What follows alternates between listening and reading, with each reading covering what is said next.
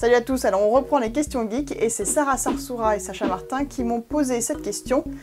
Est-ce que les sirènes, ça existe?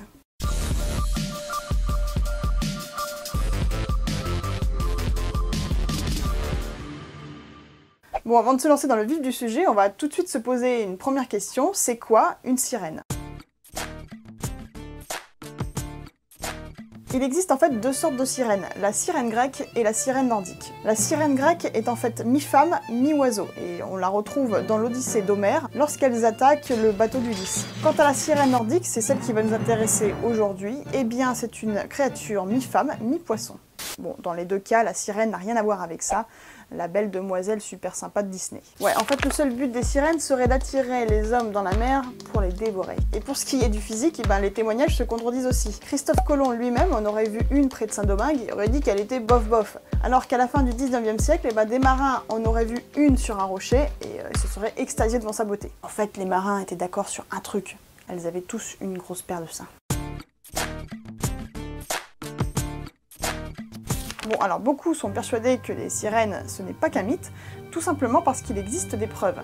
Eh bien voyons ensemble ces dernières et je vais vous dire ce que j'en pense. La première preuve, c'est qu'il y a énormément de témoignages sur toute l'histoire et que ces témoignages concordent. À chaque fois, la sirène possède donc des gros seins, une queue de poisson et chante étrangement. Alors beaucoup d'historiens et de naturalistes se sont penchés sur ces histoires et en ont déduit que ce que voyaient les pirates, les marins, c'était en fait ça. Des lamantins. Bon, en effet, les lamantins ont une queue similaire à celle des sirènes.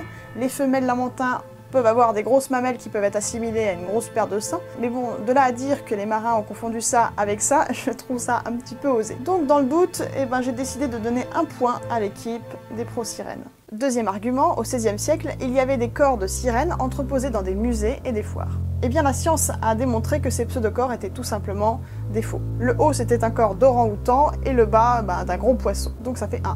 On continue avec un gros argument, on aurait retrouvé des fœtus de sirènes.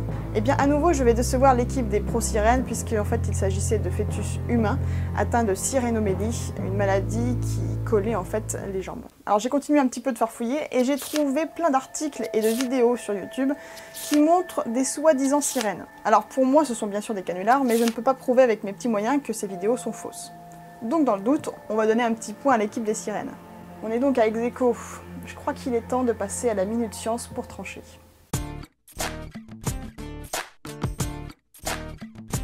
Voilà le topo. Une sirène, c'est un humain en haut et un poisson en bas. Petit rappel, la température corporelle humaine est de 37 degrés. Et enfin, un humain moyen dans une eau à 18 degrés ne peut survivre que quelques heures. Ensuite, c'est l'hypothermie et après, c'est la mort. Donc comme je le disais tout à l'heure, les sirènes qui sont humaines en haut ne peuvent donc pas rester longtemps dans l'eau, à moins qu'elles aient adopté un métabolisme spécial pour survivre. Et elles ont certainement dû adopter le même métabolisme que les mammifères marins. Ces derniers ont en fait une grosse couche de graisse pour s'isoler et leurs membres sont petits pour limiter les échanges thermiques. Et donc si une sirène c'est ça, une peau fine avec des bras longs, eh bien il serait impossible qu'elle puisse survivre longtemps dans une eau froide. Et puis entre nous, vous avez déjà vu à quoi vous ressemblez lorsque vous sortez d'un bain un peu trop long. Bah c'est pas très joli. Donc scientifiquement ça me paraît très difficile pour qu'une sirène puisse exister. En plus il y a plein d'autres questions, comment elles font pour se reproduire, comment elles font pour respirer dans l'eau. Bah oui, j'ai pas vu de branchies personnellement sur les représentations qu'on connaît.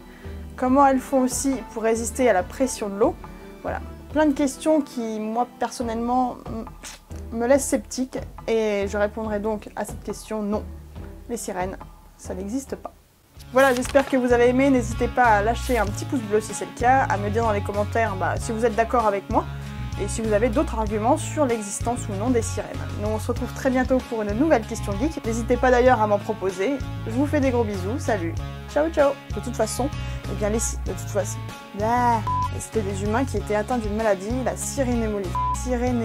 Oh bordel, oh ça j'arrive pas à le dire.